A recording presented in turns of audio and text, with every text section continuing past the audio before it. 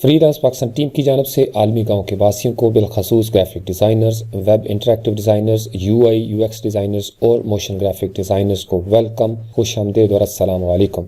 All Illustrator tools explained in Urdu के नाम से हमारी जो नई सीरीज़ है उसमें आज हम बात करेंगे पेंसिल टूल के हवाले से। अगर आप टूल बार में आएँ तो यहाँ पे शेपर टूल के बिल्कुल नीचे पेंसिल टूल है।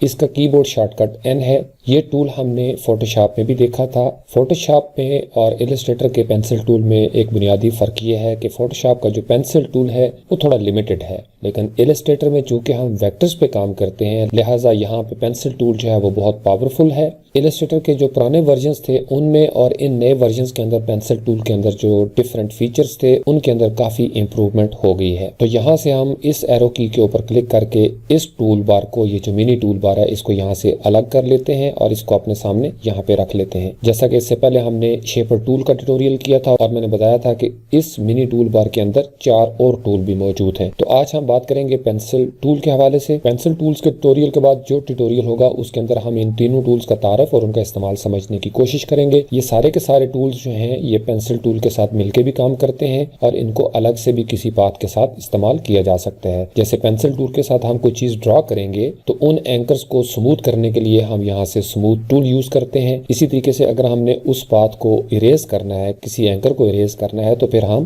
पाथ इरेजर टूल जो है ये यूज करेंगे।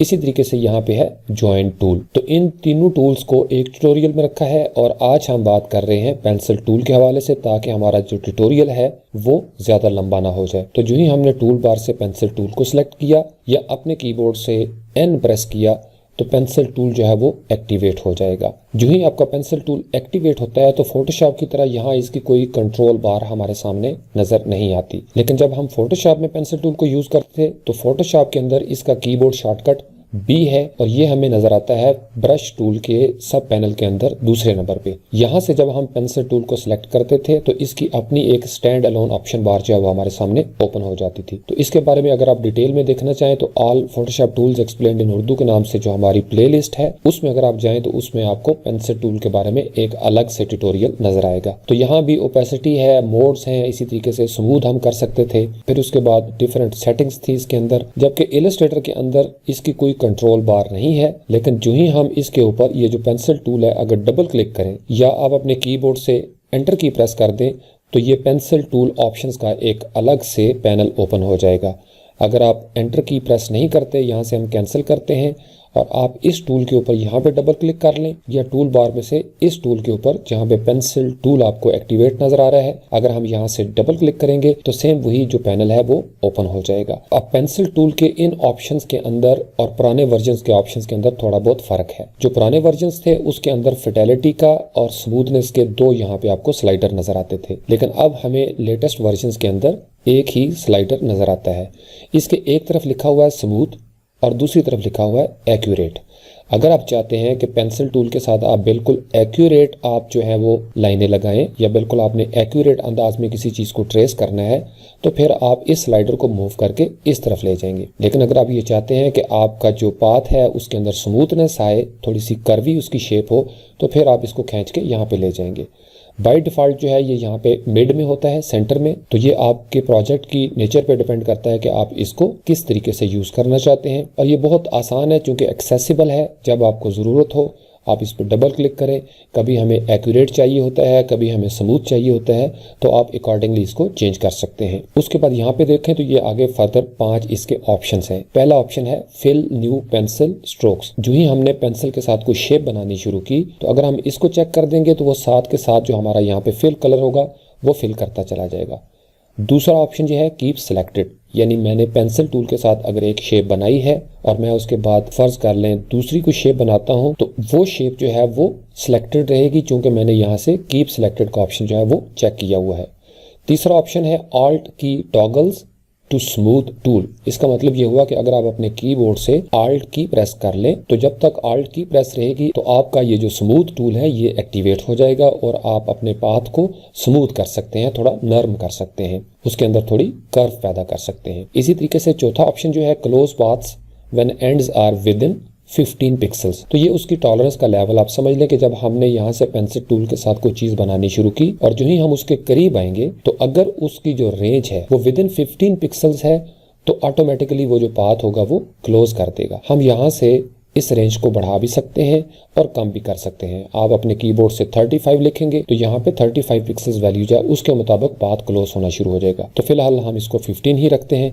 उसके बाद पांचवा और आखिरी ऑप्शन है एडिट सिलेक्टेड पाथ्स, कि आपने वो जो पाथ होगा सिलेक्टेड पाथ उसको आप एडिट भी कर सकते हैं। यानी फर्ज कर लें हमने पेंसिल टूल के साथ कोई पाथ लगाया तो वो सिलेक्टेड भी रहेगा और चूंकि वो सिलेक्टेड होगा लिहाजा अगर हम उसको एडिट करना चाहेंगे तो हम इजीली उसको एडिट भी कर सकते हैं। इसी तरीके से नीचे लिखा हुआ है विद इन 6 पिक्सल्स, तो ये जो 6 पिक्सल्स के अंदर अंदर इसकी रेंज होगी उसके अंदर हम उसको एडिट भी कर सकते हैं, क्योंकि एक एंकर से दूसरे एंकर के दरमियान जाहिर बात है कोई डिस्टेंस होगा, कुछ पिक्सल्स मौजूद होंगी। तो आपने इस पिक्सल से कंफ्यूज नहीं होना कि ये तो फोटोशॉप में हमने देखे थे। इलस्ट्रेटर के अंदर पिक्सल्स जो है वो रीड करने के लिए है, लेकिन जो ऑब्जेक्ट आप बनाएंगे वो वेक्टर ही होगा। तो यहाँ से हमने ओके किया तो अब पेंसिल टूल आपकी चूंकि एक्टिवेट भी है, ऑप्शंस भी आपने सेलेक्ट किए, तो इसका तरीकाकार क्या होता है कि यहाँ से ये स्ट्रोक है इसका 1 पॉइंट, अगर हम इसको 2 पॉइंट भी कर लेते हैं तो ये 2 पॉइंट का स्ट्रोक हमें देगा। फिल कलर हमारा वाइट है, तो इस तरीके से जो ही हमने ये देखे एक बिल्कुल रफ सा लगाया तो पहले हमारे पास इस तरीके से एक पाथ बना। अगर इस लाइन को ये जो सिलेक्टेड है मैं इसका स्ट्रोक इंक्रीज कर देता हूँ तो आप यहाँ पे ये देखेंगे कि उसकी स्ट्रोक जो है उसकी विड्थ इंक्रीज होना शुरू हो जाएगी। तो ये दरमियान में एक पाथ जो है ये चल रहा है। ब्रश स्ट्रोक के अंदर भी हमने ये चीज़ देखी थी, जो ही इसके करीब में हवर करता हूँ तो ये आपको एक लाइन सी नजर आ रही है, क्योंकि हमारे ऑप्शंस के अंदर था कीप सिलेक्टेड और दूसरा ऑप्शन हमारा क्या था कि एडिट सिलेक्टेड पाथ। अब ये पाथ जो हमने बनाया था ये सिलेक्टेड भी है, इसी तरीके से हम इस पाथ को एडिट भी कर सकते हैं। यानी मैं चाहता हूं कि इसी को कंटिन्यू करूं तो मैं यहां से क्लिक करके जो ही आगे जाना शुरू हो जाऊंगा इस तरीके से, तो उसी पाथ से मैंने आगे कंटिन्यू कर दिया। इसी तरीके से अगर मैं यहां से कंटिन्यू करता हूं और जो ही मैं इसके करीब आऊँगा 15 पिक्सल्स की रेंज में, तो आप ये देखेंगे कि एक छोटा सा सर्कल जो है वो आपको नजर आना शुरू हो जाएगा। इसका मतलब अगर मैं इसको यहाँ से भी रिलीज करता हूँ, अपने माउस से उंगली उठा लेता हूँ, तो ये पाथ इसलिए क्लोज हो जाएगा क्योंकि वहाँ पे यहाँ पे डबल क्लिक करके मैं आपको बताता हूँ, यहाँ पे हमने चूंकि 15 पिक्सल जो है इसकी रेंज सेलेक्ट कर ली थी। अगर हम इसकी रेंज जो है वो यहाँ से फर्ज कर लें 100 पिक्सल कर ली, यहाँ से हम इसको ओके करते हैं, इस शेप को हम यहाँ से डिलीट कर देते हैं और दोबारा से पेंसिल टूल को एक्टिवेट करके हम एक पाथ बनाते हैं इस तरीके से। ये पहला हमारा हो गया स्ट्रोक। अगर मैंने इसको कंटिन्यू करना है तो इधर से मैं शुरू करूंगा और इस तरीके से मैं इसको लेके जो ही इसके करीब आऊंगा तो आप ये देखें अब ये थोड़ा फासले पे ही अभी काफ़ी उसका गैप है, तो जो ही मैं यहाँ से अपने माउस से उंगली उठाऊंगा तो ये पाथ आपका क्लोज हो जाएगा। शिफ्ट और पेज डाउन के साथ नए आर्ट बोर्ड पे जाते हैं ताकि हमारे सामने मैदान जो है वो क्लियर हो जाए। तो यहाँ से हमने पेंसिल टूल को एक्टिवेट कर लिया, तो यहाँ पे हम आते हैं और शिफ्ट की को अगर आप प्रेस करके रखेंगे तो ये बिल्कुल स्ट्रेट लाइन आपको देगा। इसी तरीके से अगर आपने यहाँ पे छोड़ दिया तो ये एक आपका पाथ कंप्लीट हो गया।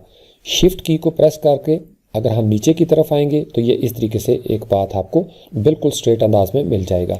लेकिन अगर शिफ्ट को छोड़ के मैं एक पाथ बनाना चाहता हूँ तो इस तरीके से ये पाथ बन जाएगा।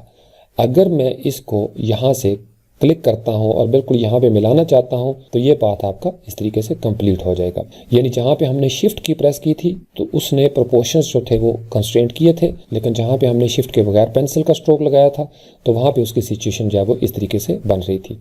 अब पेंसिल टूल में और ब्रश टूल में जो बुनियादी फ़र्क है कि अगर हमने फ़र्ज़ कर लें यहाँ से ब्रश टूल जो है उसके साथ कोई स्ट्रोक लगाया इस तरीके से, तो आप ये देखें अगर मैं इसके ऊपर दोबारा से कोई स्ट्रोक लगाना चाहता हूँ, दोबारा से मैं इसके ऊपर इस तरीके से ब्रश टूल का एक स्ट्रोक लगाऊंगा तो वो क्या करेगा, वो पहले वाले स्ट्रोक को ख़त्म कर देगा और दूसरा स्ट्रोक जो है वो उसके ऊपर बन जाएगा। लेकिन अगर पेंसिल टूल के साथ मैं यही काम करता हूँ, यहाँ से मैंने एक स्ट्रोक लगा लिया, स्ट्रोक को यहाँ से हम थोड़ा बड़ा कर लेते हैं। अगर मैं पेंसिल टूल के साथ दोबारा से इसके ऊपर इस तरीके से थोड़ा रब करता हूँ, एक और स्ट्रोक लगाता हूँ, तो वो स्ट्रोक वहीं पे मौजूद रहेगा, लेकिन उसने पहले वाले स्ट्रोक को एडिट कर दिया। उसकी वजह ये थी कि हमने यहाँ से ऑप्शन चेक किया हुआ है एडिट सिलेक्टेड पाथ। अगर हम इसको भी अनचेक कर दें और इसको भी अनचेक कर दें और यहाँ से हम सिलेक्ट कर लेते हैं फिल न्यू पेंसिल स्ट्रोक्स और यहाँ से हम ओके कर लेते हैं। अब हम इस पाथ को यहाँ से डिलीट करते हैं। अब फर्ज कर लें आपने दोबारा से पेंसिल टूल ली और यहाँ से फिल कलर जो है वो हम ग्रीन कर लेते हैं इस तरीके से। अब आपका स्ट्रोक जो है वो ब्लैक है और आपका फिल कलर जो है वो ग्रीन है।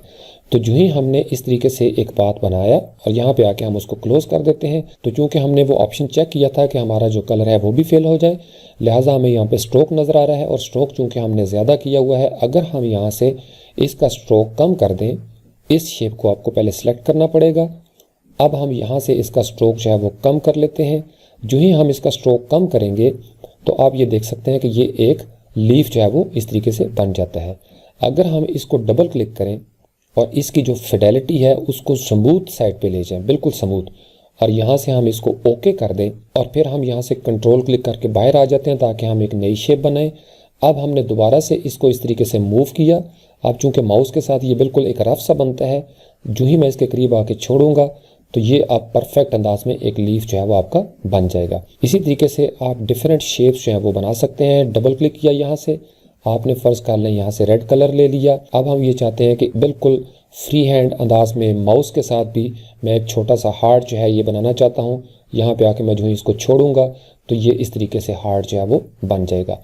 इसी तरीके से मैं इसको सिलेक्ट करके अगर स्ट्रोक जो है इसको बंद कर देता हूँ, डिसेबल कर देता हूँ, तो ये सिर्फ आपकी इस तरीके से शेप जो है वो रह जाएगी। इसी तरीके से अगर हम इसके ऊपर डबल क्लिक करते हैं तो अब हमारा क्या था कि स्मूथ की यहाँ पे कर्व्स थी और फिल न्यू पेंसिल स्ट्रोक हमने किया हुआ था। अब हम इसको यहाँ पे कहते हैं कि कीप सिलेक्टेड जो है इसको हम यहाँ से चेक कर लेते हैं और यहाँ पे हम कर लेते हैं ओके। तो जो ही हम यहाँ पे आए और हमने इस तरीके से आके कर्व्स लगानी शुरू की। अब चूंकि हमारी फिडेलिटी जो है वो बिल्कुल स्मूथ है, जो ही मैं अपने माउस से उंगली उठाऊंगा तो आप ये देखेंगे कि इसने किस खूबसूरत अंदाज में उसको स्मूथ कर दिया। यहाँ से अगर हम स्ट्रोक कलर जो है उसको ब्लैक कर लें, यहाँ से हम इसको ओके कर दें तो यहाँ पे स्ट्रोक जो है वो ब्लैक नजर आना शुरू हो जाएगा। अगर हम फिल कलर जो है इसको ख़त्म करना चाहें तो फिल कलर को यहाँ से हमने सेलेक्ट किया और यहाँ से भी हम इसको डिसेबल कर सकते हैं। तो अगेन हमें स्ट्रोक जो है वो नजर आना शुरू हो जाएगा। यहाँ से हम इस स्ट्रोक को बढ़ा भी सकते हैं। अब इस स्ट्रोक के ऊपर आप कोई प्रोफाइल अप्लाई करना चाहते हैं तो आप ये प्रोफाइल भी अप्लाई कर सकते हैं। तो आप ये देखेंगे कि इस तरीके से आप अपनी मर्जी से मुख्तलिफ पैटर्न्स जो है वो भी बना सकते हैं। अब हमने एक नई शेप बनानी है। इस तरीके से हमने एक शेप बना ली, फर्ज कर लें, और यहाँ से स्ट्रोक जो है वो हम इसका इंक्रीज कर लेते हैं। इसी तरीके से ये जो प्रोफाइल है इसकी विड्थ हम ये वाली सिलेक्ट कर लेंगे, या अगर हम ये सिलेक्ट करना चाहते हैं तो आप ये देखेंगे कि इस तरीके से आपका एक ऑब्जेक्ट तैयार हो जाएगा। अब इस ऑब्जेक्ट के साथ अगर हम इसको कॉपी करना चाहें या डुप्लीकेट करना चाहें, आराम से आप इसको सिलेक्ट करें और इस तरीके से आप इसको डुप्लीकेट कर लें। तो जब आपने एक दफ़ा डुप्लीकेट किया, इलस्ट्रेटर में डुप्लीकेट का एक ज़बरदस्त फीचर है। एक दफ़ा आपने आल्ट प्रेस करके डुप्लीकेट किया, कंट्रोल डी अगर आप प्रेस करना शुरू कर देंगे तो ये इस तरीके से डुप्लीकेट होना शुरू हो जाएगा। तो इस तरीके से आपने सारी शेप को सिलेक्ट किया, इसको हम यहाँ से छोटा कर लेते हैं। तो अब आपके सामने ये इस तरीके से डिफरेंट ऑब्जेक्ट्स हैं ये तैयार हो गए हैं। आप फर्ज कर लें अगर आप इनको सेट करना चाहते हैं और यहाँ पे थोड़ा रोटेट भी करना चाहते हैं, आप इस तरीके से इनको सेटिंग में लेके जाना चाहते हैं, इसी तरीके से 1 बाय 1 जो है वो आप इसको मूव करेंगे और आप खूबसूरत अंदाज में बाल बना सकते हैं अपने किसी ऑब्जेक्ट के अंदर। करली हेयर वाला ऑब्जेक्ट है, फर्ज कर लें आपने यहाँ पे रखा, इसको रोटेट किया और इस तरीके से आप अपनी मर्जी से डिफरेंट अंदाज में बालों को सेट भी कर सकते हैं। इसकी ट्रांसफॉर्मेशन के और भी ऑटोमेटेड तरीके हैं, लेकिन वो हम बाद में डिस्कस करेंगे।